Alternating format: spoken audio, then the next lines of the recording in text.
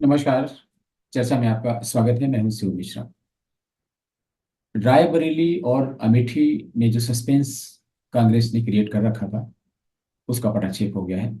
और अब राहुल गांधी, जिनके लिए अमेठी में नारे लगाए जा रहे थे कि अमेठी की जनता करे पुकार, राहुल भैया अब की बार नहीं आए, और वो चले गए रायबरेली। और राहुल की जगह आशा के विपरीत ना तो प्रियंका गांधी आई और ना ही जो अपने आप को स्वयंभू उम्मीदवार बनाकर पेश कर रहे थे, रॉबर्ट वाड्रा से। उन्होंने भी तमाम प्रायोजिक कार्यक्रम आयोजित किए अमेठी में। अमेठी की जनता करे पुकार, रॉबर्ट भैया अब की बार नहीं चला। रॉबर्ट वाड्रा को भी टिकट नहीं मिला। और मैं समझता हूँ कि कांग्रेस के लिए काफी समझदारी का काम रहा, लेकिन केएल शर्मा को बलि का बकरा क्यों बना दिया गया, ये एक समझने की बात है। और इसमें बहुत सी ऐसी चीजें होंगी। मैं आपको बताऊंगा अपने अनुभव से कि मैं रीजनल मैनेजर के रूप में रायबरेली में पोस्ट रहा हूं, तो मेरे पास अमेठी, रायबरेली और फतेहपुर डिस्ट्रिक्ट थी। और अमेठी और रायबरेली में जो पॉलिटिक्स है उसको हमने बहुत नजदीक से देखा, खासतौर से अमेठी में। राहुल गांधी आते थे और उनके कार्यक्रम में भी हम शामिल होते थे, मुलाकात भी उनसे होती थी। तो राहुल गांधी ने क्या परिवर्तन अपने संसदीय क्षेत्र में किए थे, जो अब अगर जीत गए तो रायबरेली में भी देखने को मिलेंगे, बल्कि वो पहले से ही लागू किए जाने शुरू हो गए हैं, ये मान करके राहुल गांधी तो जीत ही जाएंगे। इसी कड़ी में केएल शर्मा को रायबरेली से हटाकर अमेठी भेज दिया गया, क्योंकि इतनी जल्दी में और कोई ऐसा आदमी मिल भी नहीं सकता था जो वहां की ज्योग्राफी से परिचित हो। हालांकि केएल शर्मा पिछले कई दशकों से सिर्फ रायबरेली में सक्रिय हैं, और वो सोनिया गांधी के सांसद प्रतिनिधि रहे हैं। और सोनिया गांधी बहुत कन्फाइंड रहती थी सिर्फ केएल शर्मा तक। तो वहां के जितने भी कार्य हैं वो केएल शर्मा के माध्यम से ही होते थे। बड़े बड़े नेता हैं वो भी केएल शर्मा के यहाँ लाइन लगाते थे, उनके यहाँ बैठते थे। इसलिए केएल शर्मा सांसद प्रतिनिधि होते हुए भी एक बहुत बड़ी अथॉरिटी थे सोनिया गांधी के कारण। और जब वो यूपीए की चेयरपर्सन थी, तो ये केएल शर्मा हैं जिन्होंने मिनिस्ट्री ऑफ फाइनेंस के अंतर्गत आने वाले सारे पब्लिक सेक्टर बैंक्स में जो गवर्नमेंट ऑफ इंडिया के नॉमिनी डायरेक्टर होते हैं उनके सेंट्रल बोर्ड में, वो रायबरेली और अमेठी से करवाए थे। आप सोच सकते हैं कि वो ऐसे व्यक्ति थे।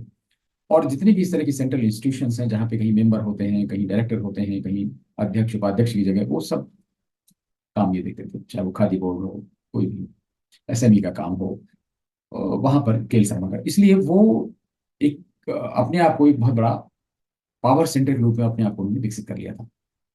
और सोनिया गांधी आती थी तो वही वो गेस्ट हाउस है गांधी परिवार का जो बनाया हुआ था रायबरेली में, वहां पे आती थी। और सारे जो अधिकारी हैं उनको वहां बुलाया जाता था, गणमान्य नेताओं को बुलाया जाता था, और कभी कभी सोनिया गांधी इधर उधर विजिट करती थी। बस इतना ही सोनिया गांधी का प्रोग्राम रहता था। सोनिया गांधी नहीं चुनाव लड़ रही हैं, उनका स्वास्थ्य ठीक नहीं, तो ऐसा नहीं कि इसके पहले वो बहुत चहलकदमी करती थी रायबरेली में, घूमती थी, लोगों से संपर्क करती थी, ऐसा बिल्कुल भी नहीं है। खैर, रायबरेली का एक अलग मुद्दा है। अब जो केएल शर्मा है, he was one man army of Sonia Gandhi in Raebareli. इसकी ठीक कंट्रास्ट जो मैंने देखा अमेठी में, राहुल गांधी ने अपना जो ऑफिस है, जो वहां पर इनका अस्पताल है, उस अस्पताल में गेस्ट हाउस है, और उस गेस्ट हाउस में ही कांग्रेस का कार्यालय है। तो राहुल गांधी की दिशा निर्देशन में क्या हुआ था कि उसमें दो अधिकारी लाए गए थे बाहर से। एक मध्य प्रदेश राज्य सेवा के अधिकारी थे और एक राजस्थान राज्य सेवा के अधिकारी थे। जिस समय कांग्रेस की सरकारें रही होंगी उस समय उनको लाया गया था, और वो काम करते रहे होंगे। बाद में जब सरकारें कांग्रेस की नहीं रही तो उन लोगों ने इस्तीफा दे दिया, लेकिन वो काम राहुल गांधी के लिए करते रहे। तो उसमें एक सज्जन ऐसे थे जो दिल्ली के संपर्क में रहते थे, लाइजनिंग का काम करते थे, इंटर मिनिस्ट्रियल। ऐसे जो उनके मुद्दे आते थे राहुल गांधी के लिए, जिनमें सिफारिश करनी हो, किसी को पेट्रोल पंप दिलवाना है, किसी को गैस की एजेंसी दिलवानी है, किसी को कुछ करवाना है, वो सारे मुद्दे इस तरीके के देखते थे। किसी की सिफारिश लगवानी हो, किसी की नौकरी लगवानी हो, किसी को छात्रवृत्ति दिलवानी हो, कुछ भी कराना हो, तो वो ही वाज द पर्सन। दूसरे जो दूसरे सज्जन थे वो राजनीतिक काम देखते थे, कोऑर्डिनेशन का काम देखते थे, और कैसे रिसोर्स मोबिलाइज करें डिस्ट्रिक्ट में, वो सब करते थे। कहाँ कहाँ राहुल गांधी की मीटिंग करवाई जाए, कैसे उनका महिमामंडन कराया जाए, कैसे उनकी इमेज चमकाई जाए, ये सारे काम करते थे। तो इस तरीके से ऑफिस दो पार्ट में था, राजनीतिक काम और दूसरा सरकारी काम। और उस समय चूंकि यूपी की सरकार थी जिस समय मैं वहां पे था, तो बहुत सारे सुधार भी थे। जो कांग्रेस पे पीएचडी कर रहे होते थे, नेहरू पे पीएचडी कर रहे होते थे। कई लोगों ने, हो सकता है राहुल गांधी को भी विषय के रूप में पीएचडी करने के लिए लिया हो, तो ऐसे बहुत सारे यंग स्टूडेंट्स भी रहते थे, आते थे, समझते थे, और वो अपनी ओपिनियन और उसके लिए कई बार हम लोगों के पास भी आते थे। तो इस तरीके से राहुल गांधी का अमेठी से काम चलता था, और वो समझते थे कि ये काम जो है बहुत ही अच्छे ढंग से मैनेजमेंट स्टाइल में चल रहा है और ये चलता रहेगा। लेकिन आपने देखा कि 2014 में स्मृति ईरानी वहां पे आई, कुमार विश्वास भी आए, बहुत सारे हुए, और वहां से शुरुआत हो गई। स्मृति ईरानी हार तो जरूर गई, लेकिन उन्होंने अमेठी नहीं छोड़ा, लगातार वहां जाती रही, अच्छी लाइजनिंग बनाई। और इसके विपरीत राहुल गांधी नहीं जाते थे। राहुल गांधी 6 महीने में एक बार गए, साल में 2-3 विजिट इनकी भी होती थी। तो कभी तो वो फुर्सतगंज एयरपोर्ट पे आ गए अपना चार्टर्ड प्लेन से, कई बार लखनऊ में आते थे, तो यहाँ जुलूस की शक्ल में हमेशा जाते थे, कारों का, गाड़ियों का काफिला। और फिर जहां कहीं, अब जैसे मान लीजिए हमने कहीं बैंक की किसी ब्रांच का उद्घाटन राहुल गांधी को करना, 6-6 महीने ब्रांचें पड़ी रहती थी, मतलब वो खुल सकती थी बिना उद्घाटन के। हिम्मत नहीं थी लोगों की, इतना प्रेशर मिनिस्ट्री का होता था। एटीएम और इन सब के उद्घाटन के लिए आते थे, तो वो जुलूस की शक्ल में आ रहे हैं, तो उनकी मीटिंग और ये वो सब चलती रहती थी, इस ढंग से आते थे। तो जनता से सीधा संबंध कैसे हो सकता है? और इसका नतीजा ये हुआ, शायद राहुल और उनके जो एडवाइजर्स हैं, जो ग्राउंड लेवल पे ऑफिसर्स उन्होंने लगा रखे थे, नहीं समझ पाए, और 2019 में स्मृति ईरानी ने बड़े मार्जिन से राहुल गांधी को हरा दिया, और उनको वायनाड जाना पड़ा संसद में बने रहने के लिए। अब इस बार वायनाड में भी उनके लिए मुश्किल आ गई है, क्योंकि वो अपनी आदतों से मजबूर हैं। वायनाड में भी कोई बहुत अच्छा लाइजनिंग उन्होंने किया हो वो तो है नहीं। दूसरे, वायनाड की थोड़ा सा जो पॉपुलेशन है इस ढंग से है, मोहम्मडन डोमिनेटेड है, तो वो सब एक साथ वोट करेंगे, जो मुस्लिम लीग कहेगी उसको वोट करेंगे। जो हिंदू वोट हैं उनमें मैक्सिमम लेफ्ट माइंडेड हैं, वो लेफ्ट पार्टी को करेंगे। जो प्योर हिंदू है, सनातनी हिंदू है, वो भाजपा को वोट करेंगे। तो आपकी बार ऊंट किस क्रम में बैठेगा राहुल गांधी को नहीं मालूम, इसलिए उनको एक सीट चाहिए थी। तेलंगाना ने उनको सीट ऑफर की, कर्नाटका ने सीट उनको ऑफर की, लेकिन वहां नहीं गए या डिसीजन नहीं ले सके। अनिर्णय की स्थिति भी राहुल गांधी के अंदर बहुत रहती है। अल्टीमेटली फिर जब अमेठी का सवाल आया, तो यहाँ तो उनकी हिम्मत नहीं पड़ी। और ये बिल्कुल सही है कि आज की स्थितियों में स्मृति ईरानी ने जो अपनी स्थिति बना रखी है अमेठी में, उसमें गांधी परिवार का कोई भी व्यक्ति खड़ा हो जाए, स्मृति ईरानी से नहीं जीत सकता, इसमें तो कोई दो नहीं। इसलिए राहुल गांधी खड़े भी होते तो दूर दूर की संभावना। अब केएल शर्मा के आ जाने से क्या फर्क है?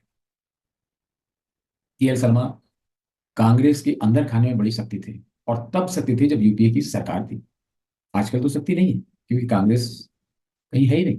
किसको पेट्रोल पंप का लाइसेंस दिलवाएंगे, किसको गैस की एजेंसी दिलवाएंगे, किसके घर में किसी बैंक की ब्रांच खुलवा देंगे, किसके घर में किसी का बैंक का एटीएम लगवा देंगे? नहीं हो सकता। और उस समय करवाते थे तो थोड़ा सा प्रभाव रहता था, पावरफुल सेंटर भी कहे जाते थे। और अमेठी में कांग्रेस नेता तो इनसे परिचित हैं, कार्यकर्ता भी हो सकता है थोड़े बहुत परिचित हो जाएंगे और जी जान लगा के काम करेंगे, लेकिन जनता में तो इनका कोई लाइजनिंग नहीं, जनता में गए भी नहीं।